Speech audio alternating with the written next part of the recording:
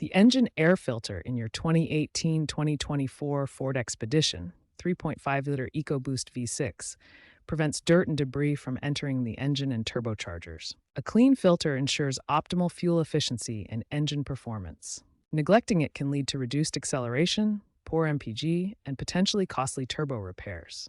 This video guides you through a simple DIY replacement.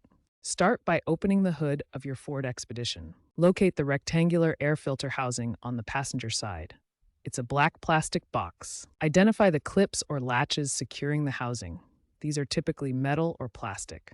These fasteners can be released by hand or with a screwdriver. Carefully unclip or unlatch all fasteners. With the housing open, carefully remove the old air filter. Pay close attention to how it's oriented in the box. Then inspect the inside of the airbox for any debris like leaves or dirt. If you find any buildup, clean the housing with a dry cloth. Insert the new air filter into the housing, ensuring it's oriented correctly with the airflow arrow pointing downward, matching the direction of the old filter. A proper fit prevents unfiltered air from entering the engine. Make sure the filter sits flush within the housing.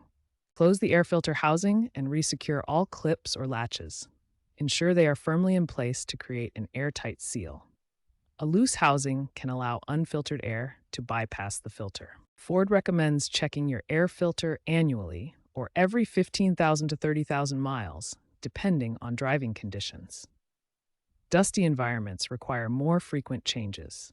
Reset any maintenance reminders via your vehicle's infotainment system, if applicable. Performing the air filter replacement yourself saves you $50 to $100 compared to dealership costs.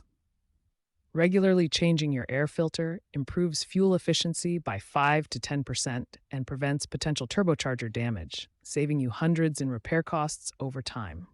Enjoy your Expedition's enhanced performance.